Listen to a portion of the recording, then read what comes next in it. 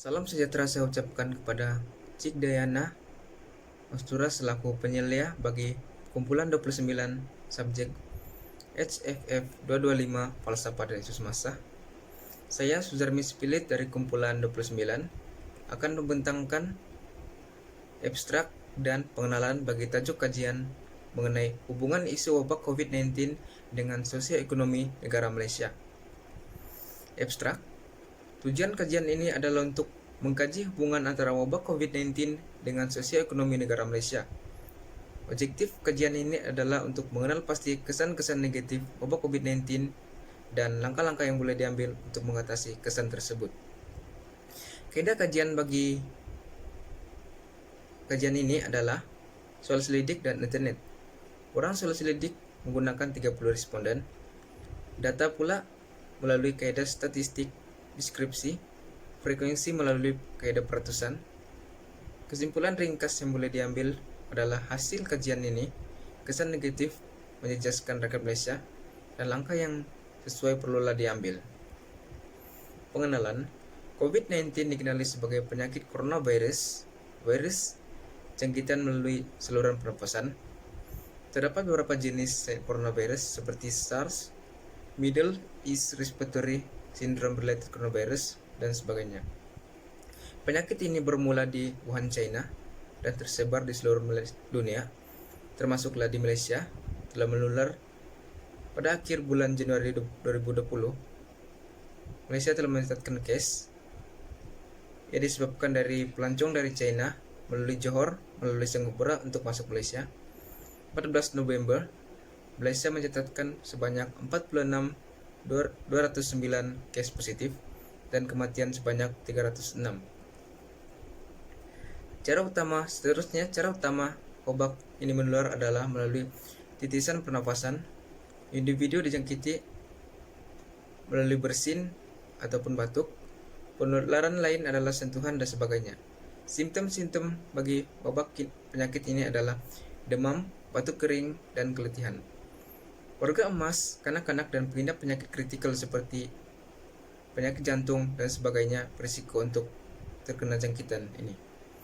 Wabak ini juga telah memberikan kesan negatif kepada masyarakat, seperti merenggut nyawa, sosioekonomi negara terjejas, termasuklah aktiviti sosial yang terjejas.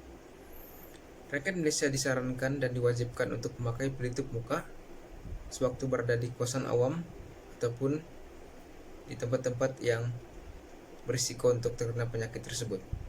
Penjarakan sosial juga diperhatikan sebanyak 1 meter, dan itu merupakan norma baru. Sekian, terima kasih. Salam sejahtera kepada Dr. dan ahli kumpulan saya. Saya Yeni Chong ingin membentangkan objektif penyataan masalah kepentingan dan batasan kajian. Objektif yang pertama ialah pasti kesan-kesan negatif wabak COVID-19 terhadap sosial ekonomi negara Malaysia. Antara objektif yang kedua ialah mengkaji langkah-langkah yang diambil untuk menghadapi kesan wabak COVID-19. Melalui kajian ini, pengkaji ingin mengetahui kesan yang dibawa oleh wabak COVID-19 dan langkah yang digunakan untuk menghadapi kesan wabak COVID-19. Oleh sebab penularan wabak COVID-19 yang serius telah memberi impak kepada negara kita. Keadaan ini telah menimbulkan kesedaran orang ramai untuk menghadapi situasi ini. Kajian ini penting kerana sesetengah penduduk Malaysia kurang mengetahui kesan negatif COVID-19. Oleh itu, pengkaji berharap kajian ini dapat meningkatkan kepekaan rakyat terhadap wabak COVID-19 yang semakin meningkat. Kajian ini ditumpukan kepada 30 orang responden. Pemilihan responden secara rawat telah dijalankan melalui soal selidik iaitu Google Form. Pengkaji telah meletakkan ruang yang sempit dalam batasan kerana hanya 30 orang responden yang mewakili rakyat Malaysia untuk memberikan pandangan dalam kajian ini. Oleh itu, kajian ini hanya memberikan gambaran tertentu tentang pandangan rakyat Malaysia. Sekian, terima kasih. Metodologi yang digunakan dalam kajian ini adalah soal selektif yang dijalankan untuk memperoleh data primer dan kaedah kepustakaan yang dijalankan untuk memperoleh data-data sekunder. Dan soal selektif dijalankan secara atas talian dengan menggunakan Google Form. Sebanyak 7 soalan dibentuk berdasarkan objektif 1 dan sebanyak 7 soalan dibentuk berdasarkan objektif 2. Dan kaedah kepustakaan ini digunakan untuk mendapatkan data-data relevan yang boleh menjadi bukti kepada kajian tersebut.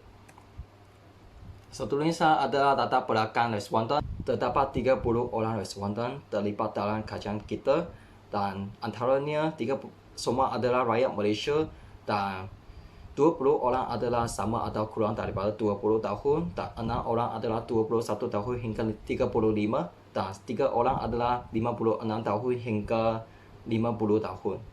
Dan terdapat 1 orang adalah 51 hingga 65 tahun. Dan antara 30 orang responden tersebut terdapat 7 orang responden adalah lelaki dan 23 adalah perempuan. Majoritinya adalah 20 tahun atau kurang daripada 20 tahun dan adalah jantina perempuan. Seterusnya ada kesan negatif wabak COVID-19. Menurut Kamus Dewan, kesan merupakan sesuatu yang timbul daripada sesuatu kajian. Ia boleh menjadi positif atau negatif. Dan kesan negatif pertama yang terdapat dalam kajian kita adalah rakyat-rakyat Malaysia mendapatkan maklumat palsu mengenai COVID-19. Penyebaran maklumat palsu ini disebabkan rakyat Malaysia yang berkongsikan maklumat-maklumat yang diperoleh daripada sosial media seperti Facebook, Telegram, WhatsApp dan sebagainya tanpa menyelidikan kesaksihannya. Juga terdapat sesetengah orang sengaja menyebarkan berita palsu untuk menimbulkan rasa panik masyarakat. Setakat Jun 11, 2020, sebanyak 266 kes telah dibuka oleh PTRM dan SKAM yang berkaitan dengan penyebaran maklumat palsu tentang COVID-19. Dan catatan ini menunjukkan keputusan yang mengenai soal selektif kita yang tentang soalan penyebaran maklumat COVID-19. Sebanyak 60% responden tidak bersetuju tentang soalan ini dan terdapat 40% responden sangat setuju. Dan kesan kedua adalah ekonomi negara merosot. Ekonomi negara merosot disebabkan KDNK negara merosot yang muncul daripada Perintah Kawangan Pergerakan Malaysia 2020 yang dijalankan oleh kerajaan kita. Dan semasa PKP dijalankan oleh kerajaan kita, sebahagian besar aktiviti ekonomi tidak dapat dijalankan. Contohnya borong dan perdagangan runci, aktiviti pengeluaran firma dan aktiviti ekspor dan pembuatan PMI, elektrik generasi dan aktiviti pembelian. Semasa PKP dijalankan menyebabkan sebahagian besar firma dan syarikat tidak dapat beroperasi, oleh itu menimbulkan masalah pengangguran yang menyebabkan kuasa beli rakyat Malaysia merosot. Hal yang disebabkan mereka telah hilang sumber pendapatan.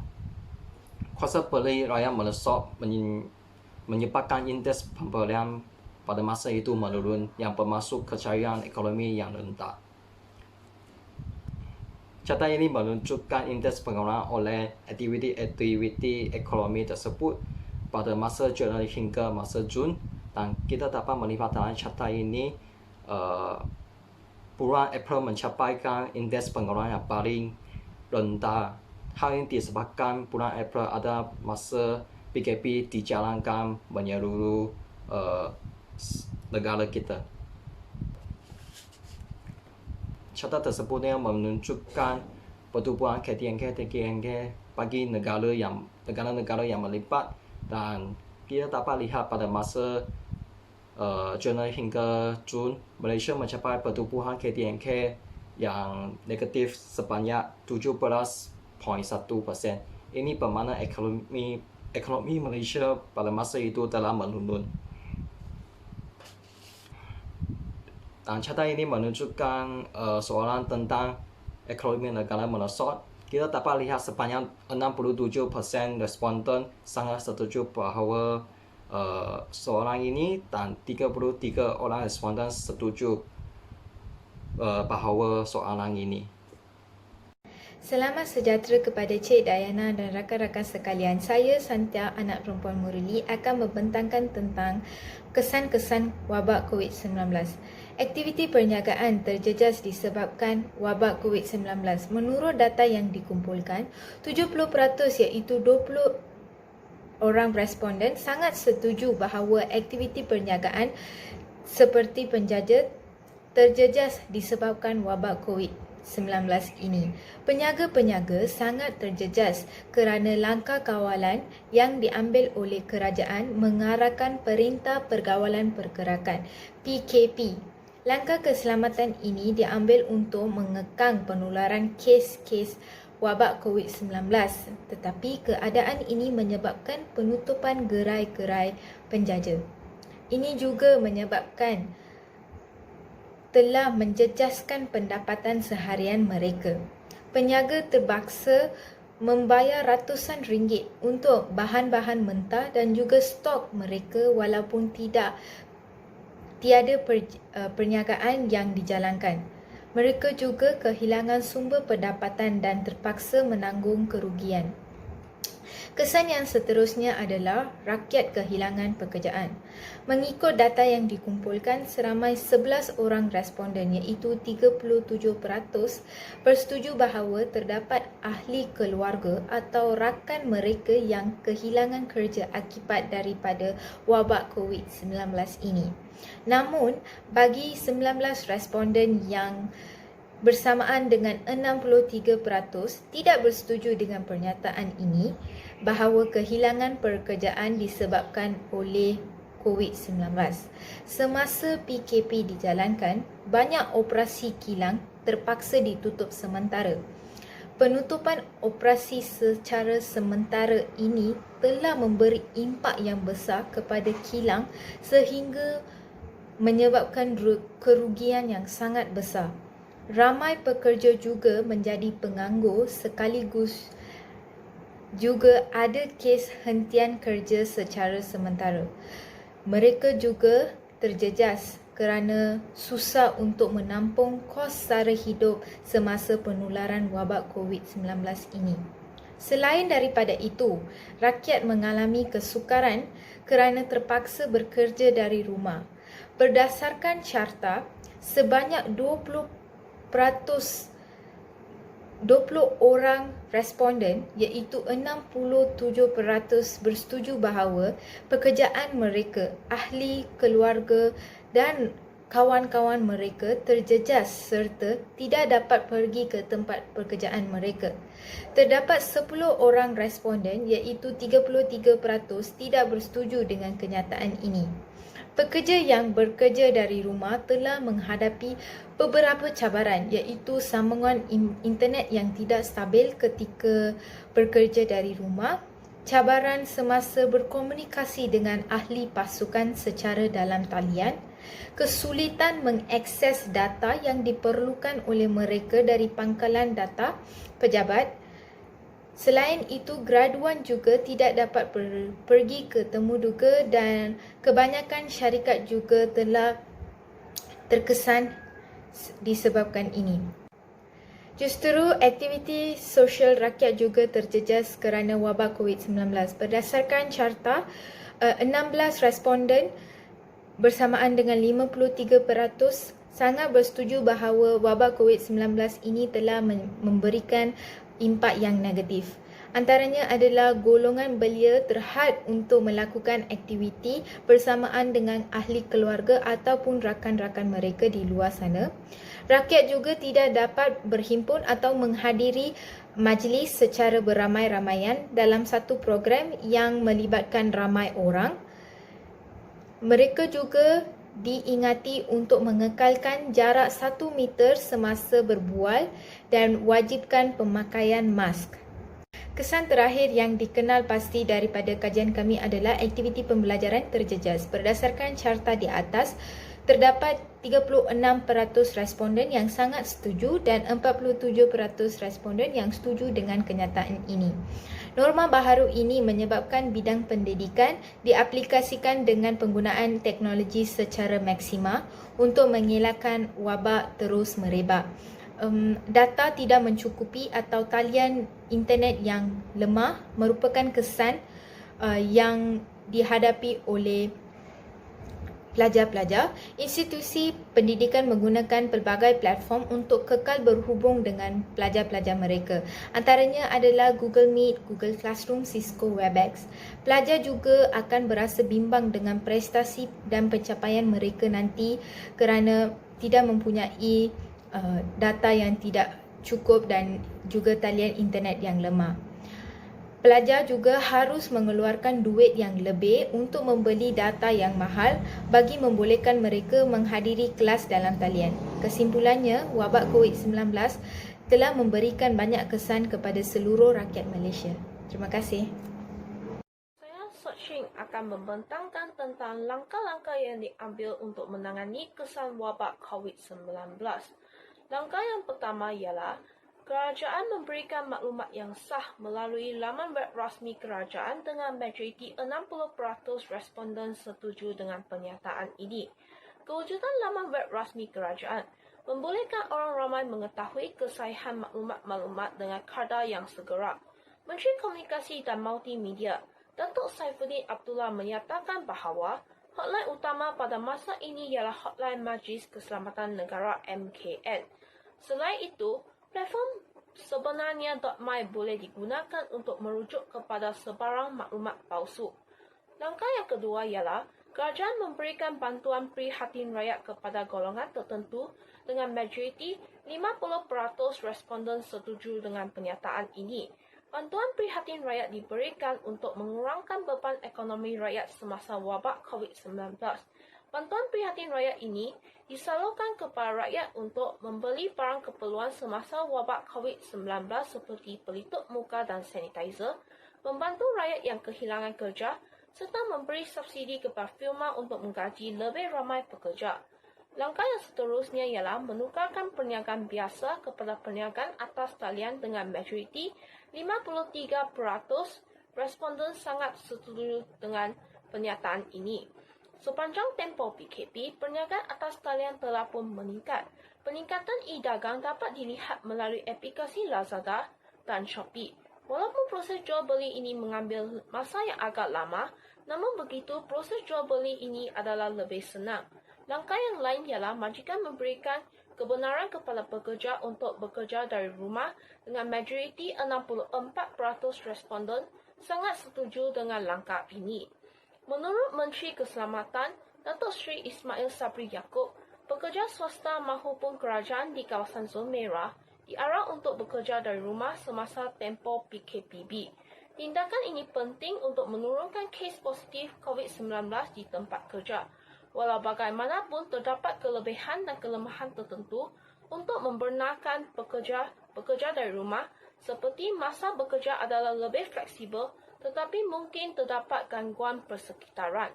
Langkah yang seterusnya ialah berkomunikasi secara atas talian dengan majoriti 60% responden sangat setuju dengan pernyataan ini. Untuk mengelakkan penularan COVID-19, Kementerian Pendidikan Malaysia telah mengeluarkan panduan pelaksanaan pengajaran dan pembelajaran PDP semasa Perintah Kawalan Pergerakan PKP bermula pada 1 April 2020 yang merangkumi pembelajaran secara atas talian supaya pelajar tidak ketinggalan dalam mengikuti pelajaran. Penggunaan platform pembelajaran seperti WhatsApp, Webex, Zoom dan Messenger telah pun meningkat sepanjang tempoh ini. Sebanyak 63% responden setuju bahawa mereka, ahli keluarga dan rakan-rakan mereka terpaksa mencari pekerjaan baharu ataupun kerja sembilan untuk menampung kos sara hidup mereka. 37% responden pula tidak setuju akan pernyataan ini. COVID-19 menjejaskan pasaran tenaga kerja di negara kita. Oleh itu, Kerajaan terpaksa mengambil langkah untuk menangani kadar pengangguran yang semakin meningkat khususnya semasa PKP ini. Orang ramai terpaksa mencari pekerjaan baharu atau kerja sembilan untuk menanggung kos sara hidup mereka. Jadi, untuk menangani masalah ini, JobStreet telah memperkenalkan COVID-19 Jobs Resources Hub and WorkNow. Contohnya, WorkNow membantu rakyat Malaysia yang tidak mempunyai pekerjaan untuk kembali ke pasaran kerja dengan pantas dalam tempoh mencabar ketika ini. Tambahan pula, semua institusi pendidikan ditutup dan PDP dilaksanakan secara atas talian disebabkan oleh COVID-19 ini. Oleh itu, untuk membantu para pelajar untuk meneruskan pelajaran mereka semasa pandemik ini, kerajaan memberi 1 GB data setiap hari secara percuma kepada pelajar sebagai langkah untuk membantu mereka.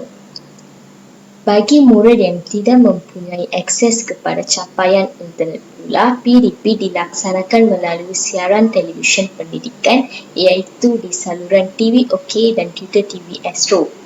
Kementerian Pengajian Tinggi KPT memberi bantuan pakej pelan data dan peranti kepada pelajar Institut Pengajian Tinggi IPT, khususnya kepada pelajar golongan B40 ini. Seramai 43 responden sangat setuju bahawa bantuan-bantuan ini merupakan langkah terbaik untuk menangani masalah ini. Namun, 57% responden pula tidak setuju bahawa bantuan kerajaan seperti bantuan pakej data ini membantu pelajar untuk meneruskan pelajaran mereka. Objektif kajian ini dijalankan adalah untuk mengenal pasti kesan negatif wabak COVID-19 terhadap kita serta langkah-langkah tertentu yang diambil untuk menghadapi kesan tersebut. Kesan wabak COVID-19 adalah masalah penyebaran maklumat palsu, ekonomi negara merosot, perniagaan biasa terjejas, masalah pengangguran, social activity terjejas, aktiviti syarikat dan kilang terjejas serta pembelajaran pelajar terjejas. Langkah-langkah kerajaan adalah seperti memberi maklumat yang sah melalui laman web rasmi kerajaan, memberi bantuan prihatin rakyat, menukarkan perniagaan biasa kepada perniagaan atas talian, majukan memberikan kebenaran kepada pekerja untuk bekerja dari rumah, dan kerajaan memberikan bantuan pakej data.